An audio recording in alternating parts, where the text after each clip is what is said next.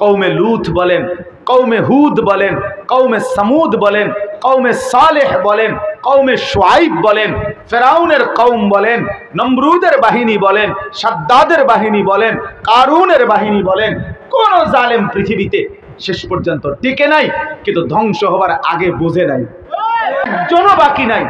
খোদার কসম সেদিনও বিশ্বাস করবেন, ইয়াকিন রাখবেন যে তবুও বিজয় ফিলিস্তিনের হবে, মুসলমানের হবে, ইমানদারের বিজয় হবে ইনশাআল্লাহ। কিভাবে সে মালিক দেখাবেন সেটা ইনশাআল্লাহ।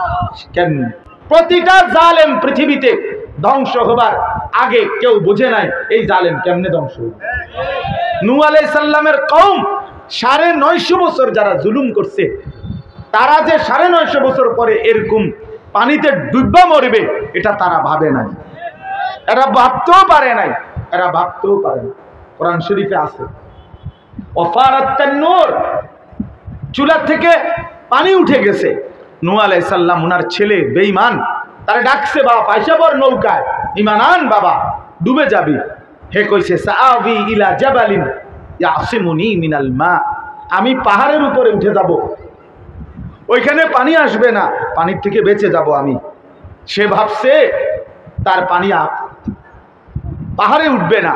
তাহলে এরকম শেষ মুহূর্ত পর্যন্ত বেঈমান জালেম মনে করে আমার সব ঠিকঠাক আছে, আমার সব ব্যবস্থাপনা আছে, আমার ধ্বংস হবে না। কেউ বুঝে নাই, ফেরাউন বুঝেও নাই এটা যে এখন সুবানি খাবে। সামনে মুসা আলাইহিস সালামের বাহিনী, নদীর উপরে 12টা রাস্তা হয়ে গেছে আল্লাহর কুদরতে, তো রাস্তা এগুলা দিয়ে পার হয়ে গেছে, পিছন দিয়ে সে তার বাহিনী নিয়ে আসছে। ফেরাউন আইসা রাস্তা দেখা সে বলতেছে যে চল এগুলা দিয়ে পার হও, ধরো তোমরা ধরো। কিন্তু বেওকুফ, তোর তো এটা ভাবা উচিত ছিল, তুই একটা প্রেসিডেন্ট, তুই না বলে খোদা, তাহলে তোর তো এটা বোঝা উচিত ছিল যে নদীর উপরে 12টা এত বড় রাস্তা হয়ে গেল, ব্রিজ, আমি বরাদ্দও দিলাম না, উদ্বোধনও করলাম না, আমার থেকে কোনো স্যাংশন করলো না, এটা আইলো করতে রাস্তা কিরে, এই রাস্তাটি আইলো করতে কেন? এত আমার দেশে আমার সীমানায় এত বড় রাস্তা হয়ে গেল কেমনে? তো একটা মেয়েটাকে চিন্তা করা উচিত ছিল যে কোনো জিন করলো না অন্য কেউ করলো না। না, জালেম যখন জুলুমের সীমা অতিক্রম করে তখন সে নির্বোধ হয়ে যায়, বোকা হয়ে যায়, নেশায়, রক্তের নেশায় মাতাল হয়ে যায়, কিন্তু শেষ পর্যন্ত ধ্বংসই হয়ে যায়। এজন্য ঠিক এরকম ভাবে এই পর্যন্ত যেহেতু পৃথিবীর ইতিহাসে কোন জালেম ধ্বংস হওয়ার আগে ভাবে নাই।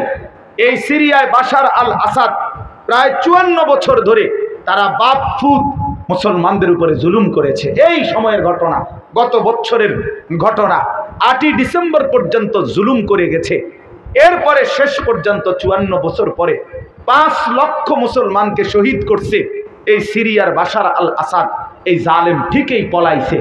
বাংলাদেশের জালেম 16 বছর পর্যন্ত একটানা জুলুম করে গেছে, কোনদিন ভাবে নাই এই জালেম, এই ফ্যাসিস্ট কোনদিন ভাবে নাই তার এমন নির্মম পতন হবে, বাচ্চাকে দৌড়ানির লোকে দৌড় দিবে, এটা সে ভাবে নাই। বেটা, এটা কোনো সেনাবাহিনী দৌড়ায় নাই তারে, কোনো বড় মানুষ তারে দৌড়ানি দেয় নাই, পুলাইনে দৌড়ানি দিছে গেছে গা ভাইয়া, পুলাইনের দৌড়ানির লোকে, বাচ্চা পুলাইনের দৌড়ানির লোকে ভাইয়া গেছে জালেম। কেমনে ভাগছে, এ যেমনে ভাগছে দেখছেন না, এ এমনে ভাগবে আর কি, এমনেই ভাগ, নাইলে এই জালেম কেমনে পলাইল? একটা শব্দ উচ্চারণ করতে দেয় নাই গত 16টা বছর।